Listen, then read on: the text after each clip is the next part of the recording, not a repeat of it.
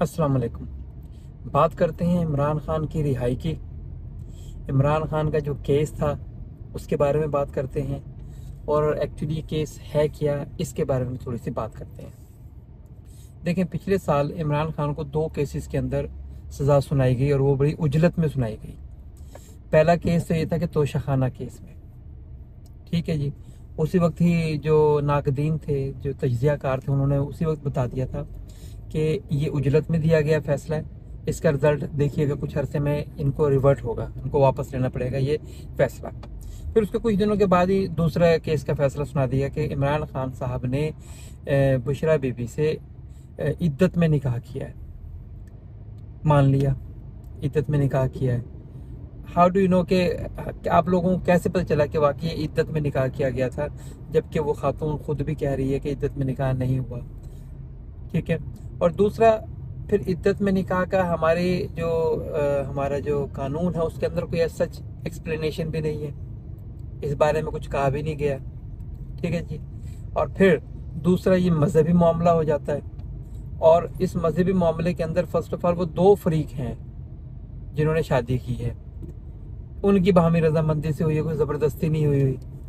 तो इस वजह से इस बिहाव पर यह कहा गया कि जो ये इद्दत में निकाह वाला मामला है कि ये भी रिवर्ट हो जाएगा, और फिर वो ऐसा ही हुआ।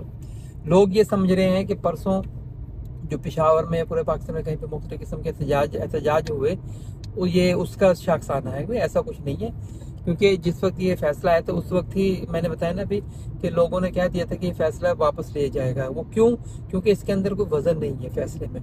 इसके जो फैसला सुनाया गया, उसके जो जिन बेसिस पे बताया गया, वो इसकी बेसिस, इसकी बुनियादें ही कोई मजबूत नहीं थी इस फैसले को सुनाने के लिए, क्योंकि उजलत में सुनाया गया, जल्दबाजी में। तो उसकी अपील की गई थी हाई कोर्ट, सुप्रीम कोर्ट में, और फिर डेफिनेटली वो अपील, उसकी जो थी सुनवाई हुई, और मुख्तलिफ टाइम में लगा, थोड़ा सा टाइम लगा, और फिर उसका रिजल्ट ये निकल आया। हाँ, इसमें आप ये ज़रूर कह सकते हैं थोड़ा सा कि अभी जो 5-6 दिन पहले या 1 वीक पहले जो 6-7 जजेस ने एक स्टेटमेंट दिया कि ये हमारे ऊपर प्रेशर होता है, हाँ उसका थोड़ा सा इसके अंदर हो सकता है थोड़ा सा हिस्सा। लेकिन हमारे मुल्क में, पाकिस्तान के अंदर एहतजाज करने पर या सड़कें ब्लॉक करने पर कोई उनको देखेगा, उस बेसिस पर कोई फैसला सुनाया जाएगा, वो एक कह लीजिए कि ट्रेंड ख़त्म हो चुकी है पाकिस्तान से। अब उसकी इतना नहीं है, स्पेशली 2022 के बाद से वो चीज़ ख़त्म हो गई है। अब इस चीज़ को प्रेशराइज नहीं लिया जाता, क्योंकि मुक़्तदिर जो हल्के हैं इस मामले में, उन्होंने ये एक जो था ना हमारा कंसेप्ट ख़त्म कर दिया है, ठीक है जी, कि फैसले खुद ब खुद ही करवा लिए जाते हैं, जैसे भी है पाकिस्तान के हालात, अल्लाह खैर करे।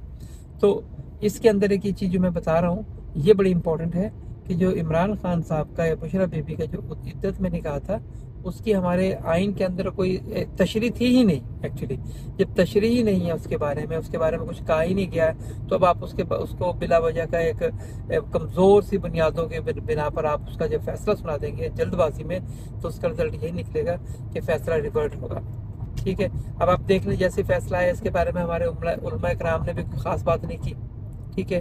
अब ये फैसला रिवर्ट हो गया, तब भी हमारे उलमा कराम चुप हैं। इसका मतलब है कि इस बारे में किसी ने कुछ एक्सप्लेनेशन दी ही नहीं हुई, जिसकी वजह से ये जो था हमारा फैसला था ये वापस होना था, और पाकिस्तानी कानून के मुताबिक तो इसको होना ही होना था। उसकी रीज़न क्या थी कि हमारे पास इसकी तशरीह नहीं है, आइन में भी हमारे आइन में तशरीह नहीं है, और हमारे मजहबी जो आइन कह लें आप उसको, उसमें भी इसकी तशरीह नहीं थी, जिसकी बिना पर इस फैसले को रिवर्ट होना था।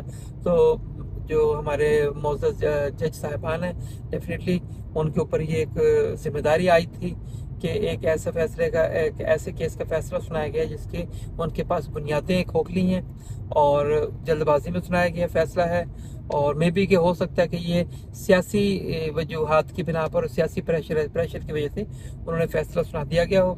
लेकिन अब उसको देखो रिवर्ट कर लिया गया है, और इंशाल्लाह उम्मीद है कि आगे जो उनका दूसरा केस तोशाखाना का, उसकी भी बुनियादें थोड़ी हल्की हैं। क्यों? क्योंकि अगर इमरान खान साहब को आपने तोशाखाना बेस पर फैसला सुना के उनको उनको सज़ा दे दी है, तो उनको नो प्रॉब्लम, फिर उसके उनसे भी बड़े बड़े बेनिफिशरीज बैठे हुए हैं, फिर उनको भी देनी चाहिए, ठीक है जी। आप अपने ख्याल रखिएगा, दुआ में याद रखिएगा। अस्सलाम वालेकुम।